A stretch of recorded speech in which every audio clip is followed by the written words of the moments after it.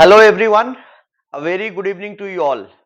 To all my dear viewers, dear students and all my dear friends. आप सब लोग जानते हैं कि that we are running with this MCQ series for the benefit of our dear students. We are discussing only those questions which have frequently been asked, which has often been asked in different law competitive legal examinations, right? Be it judicial services, lower or higher, or APOs exams, or CLAT UG and PG level. So today we have taken up two questions for the discussion. One is relating to Muslim law and the other is relating to the private defense under criminal law. The first question which is there is that the right of private defense of body extends to causing death of the assailant if the offense which occasions the exercise of the right is of. सवाल ये है, सवाल को पहले समझिए, question को समझना ज्यादा इंपॉर्टेंट है, तभी आप सही आंसर पर आइएगा। सवाल ये है कि किस सिचुएशन में कोई भी आदमी अपने प्राइवेट डिफेंस में किसी की जान ले सकता है। अगर आपके ऊपर अटैक होता है तो किस सिचुएशन में आप उसकी जान ले सकते हैं। नॉर्मली प्राइवेट डिफेंस में कहा जाता है कि प्रोपोर्शनेट है। The private defence which is to be inflicted that must be proportionate in nature. मतलब कि अगर आप मुक्का से मार रहे हैं तो हम भी आपको मुक्का के बराबर ही किसी चीज से मारेंगे। ऐसा नहीं कि आप हमको मुक्का से मार रहे हैं तो हम चाकू से मार देंगे। बराबर के लेवल पर सेल्फ डिफेंस होता है। लेकिन कुछ सिचुएशन ऐसा है, 7 सिचुएशन, सेक्शन 100 आईपीसी में 7 सिचुएशंस के बारे में बताया गया है। In that case one is having the right to go on to the extent of even causing the death of the assailant. मतलब 7 सिचुएशंस ऐसे हैं with regard to the person, not with regard to the property. Property का भी है, अलग है। With regard to the person there are 7 instances wherein एक आदमी को अगर कोई अटैक करता है तो वो उसकी जान तक ले सकता है। ऐसा 7 सिचुएशन है। तो यही सवाल है कि किस 4 ऑप्शन दिए गए हैं और 4 ऑप्शन में यह चुन करके बताना है कि किस सिचुएशन में सामने वाला जान ले सकता है। तो पहला ऑप्शन है रॉन्गफुल रिस्ट्रेंट, तीसरा है assault with the intention of committing rape, तीसरा है हर्ट और चौथा है असॉल्ट। पहला, तीसरा और चौथा गलत है। दूसरा वाला ऑप्शन सही है, that is assault with the intention of committing rape.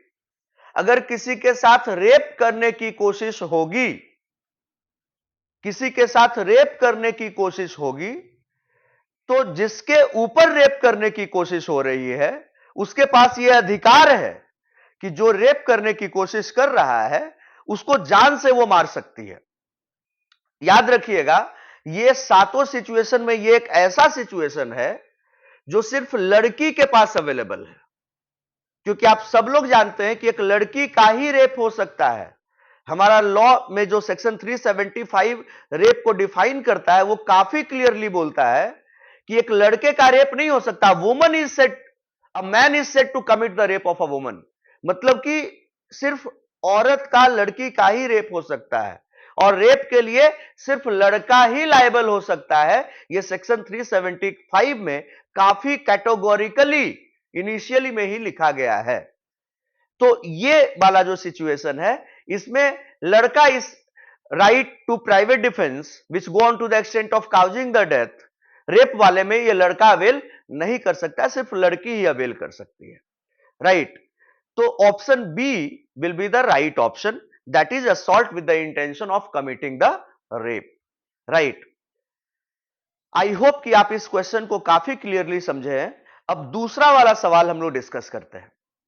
दूसरा क्वेश्चन यह है कि अंडर द मुस्लिम लॉ खुला एंड मुबारत आर, मुस्लिम लॉ के तहत खुला और मुबारत क्या है, खुला और मुबारत की वैल्यू क्या है और खुला और मुबारक किसको बोलते हैं?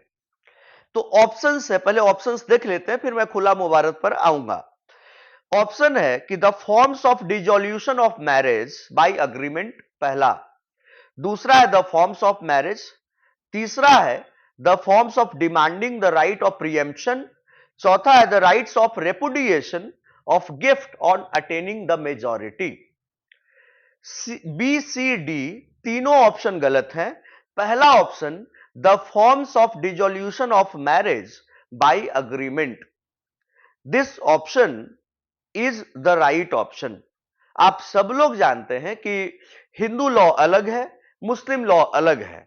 हिंदू लॉ में डिवोर्स के अलग ग्राउंड्स हैं, शादी के भी अलग ग्राउंड्स हैं। मुस्लिम लॉ में शादी डिवोर्स दोनों के अलग ग्राउंड्स हैं।